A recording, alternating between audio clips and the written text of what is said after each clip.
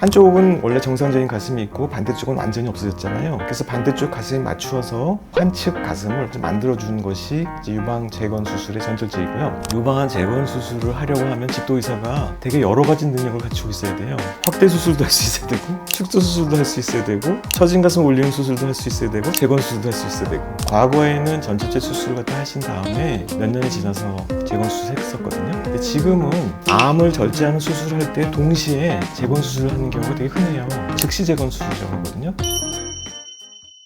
유방암 수술 후에 유방 재건에 대해서 고민하시는 분들이 굉장히 많을 텐데 권장하시는 편이세요? 저희가 이제 유방 재건을 하는 사람의 입장에서 봤을 때 유방암 절제 수술 후에 생기는 어떤 상실감도 문제이고 사회생활을 할 때 생활에 불편함이 있거든요. 그런 여러 가지 문제를 봤을 때 환자가 이 수술을 받았을 때 앞으로 이 환자의 삶의 질이 더 나아질 수 있는가, 좀 더 행복해질 수 있는가를 보게 되거든요. 그랬을 때 유방암 재건 수술을 하는 편이 환자 입장에서 훨씬 더 나은 삶을 살 수 있을 거라는 생각이 듭니다. 그럼 이 유방 재건 수술은 어떻게 이루어지는 거예요? 일단 유방암이 발생을 하게 되면은요, 유방암 조직을 제거를 해야 되거든요. 유방암 조직을 제거하는 길이 두 가지가 있어요. 하나는 전절제라고 해서 전체 유방을 완전히 없애버려서 남자 가슴처럼 만드는, 과거에 이제 많이 했던 수술이 있고요. 전절제를 하지 않고 유방의 대부분은 남겨놓고 암 조직만 제거를 하고 나머지 암세포는 방사선 치료나 항암제 등으로 이제 제거를 하는 식의 것이 요즘에 이제 판도라고 할 수 있겠습니다. 그럼 전절제의 경우에는 유방 재건을 어떻게 하는 거예요? 전절제인 경우는 한쪽은 원래 정상적인 가슴이 있고 반대쪽은 완전히 없어졌잖아요. 그래서 반대쪽 가슴에 맞추어서 환측 가슴을 좀 만들어주는 것이 이제 유방 재건 수술의 전절제이고요. 부분 절제인 경우는 반대쪽 정상적인 가슴을 그냥 놔둔다고 했을 때 이 환측 가슴의 움푹 파인 부분을 튀어나오게 해서 양쪽에 대칭을 맞춰주는 수술인데, 기본적으로 재건 수술이라는 것은 뭐냐면요, 비대칭 교정 수술이에요. 그래서 양쪽 가슴을 대칭이 되게 만들어주는 수술이다, 이렇게 생각하면 되겠습니다. 대칭을 만드는 수술이라는 거는요, 크게 이제 두 개로 나눠볼 수 있어요. 하나는 이 병든 쪽 가슴을 정상적으로 만드는 것, 또 하나는 건강한 쪽 가슴을 조금 변형시켜서 양쪽의 대칭을 만들어주는데 도움이 될 수 있도록 하는, 이렇게 두 가지가 있는데, 암이 걸린 쪽을 재건하는 것과 반대쪽 건강한 쪽의 밸런스를 맞춰주는 그런 수술 두 가지로 나눠볼 수가 있고, 유방암 재건 수술이 쉽지 않다고 들었는데 유방암 재건 수술이 수술 난이도가 높다고 하는 이유는요, 유방암 재건 수술을 하려고 하면 집도의사가 되게 여러 가지 능력을 갖추고 있어야 돼요. 확대 수술도 할 수 있어야 되고, 축소 수술도 할 수 있어야 되고, 처진 가슴 올리는 수술도 할 수 있어야 되고, 재건 수술도 할 수 있어야 되고, 건강한 쪽 가슴이 아주 납작하다면 건강한 쪽 가슴을 확대하고, 그 다음에 환측 가슴은 재건하고 이렇게 할 수 있고, 또 건강한 쪽이 크기가 크고 처져 있다면 건강한 쪽을 축소 수술하고, 재건 쪽은 또 재건해서 양쪽을 맞추고, 이런 식으로 해서 대칭을 맞추는 방법은 되게 여러 가지 조합이 생기게 되기 때문에 재건 수술이 난이도가 높다라고 얘기를 하는 것입니다.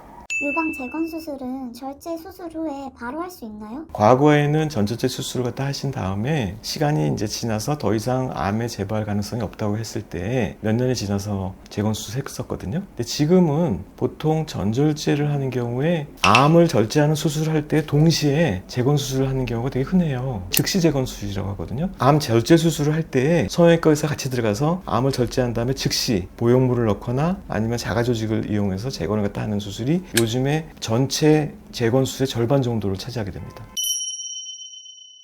그럼 유방 재건 수술은 어떻게 진행이 되나요? 유방암 재건 수술은요, 대칭을 맞춰주는 수술이라고 했었지 않습니까? 대칭을 맞춰주는 수술은 일단 건강한 쪽 가슴과 비슷한 크기를 만들어주는 게 중요하죠. 그래서 크기를 만들기 위해서 보형물을 사용하거나 혹은 자가조직을 사용해서 마운드를 만들어주는 것이 1차 수술이 되고요. 그 다음에 2차 수술은 전절제를 하게 되면은 남자 가슴처럼 될 뿐만이 아니라 유두도 다 없어지거든요. 그래서 2차에서는 마운드가 만들어진 다음에 거기에 유두를 만들어주는 유두 재건 수술을 하게 됩니다. 그래서 그렇게 두 가지로 이루어졌다고 할 수 있어요. 또 전절제 수술 중에 최근의 트렌드가 있는데, 예전에는 물주머니를 집어넣어서 조직 확장기라고 해요. 조직 확장기를 집어넣어서 수개월 동안 물을 일정 간격으로 넣어서 계속 이렇게 부풀려서 바깥쪽에 피부를 늘려줍니다. 수개월이 지난 다음에 바깥에 피부가 충분히 늘어났으면은 조직 확장기를 제거하고 유방 보형물로 바꿔줘요. 그렇게 해서 2차 수술하고 3차로 유두 재건을 하는 것이 원래 이제 조직 확장기를 이용한 2차 유방 재건 수술 방법이었습니다. 근데 요즘은 조직 확장기를 쓰는 수술이 되게 많이 줄어들었어요. DTI라고 해서 바깥의 피부가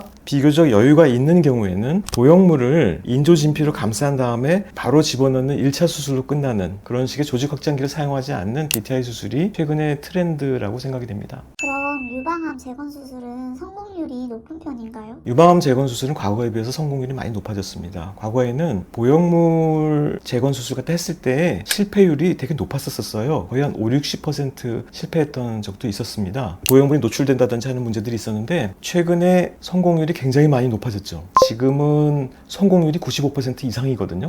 그렇게 된 이유는 인조진피라는 것이 나왔기 때문입니다. 인조진피로 보형물을 감싸서 넣어주는 방법을 시행한 다음부터는 부작용 발생률이 굉장히 많이 감소했거든요. 지금은 부작용 발생률이 거의 5% 미만으로 일어나게 되기 때문에 인조진피로 감싸는 보형물 재건 수술이 최근에 가장 중요한 유방 재건 수술의 하나로 자리를 갖다 잡게 되었습니다.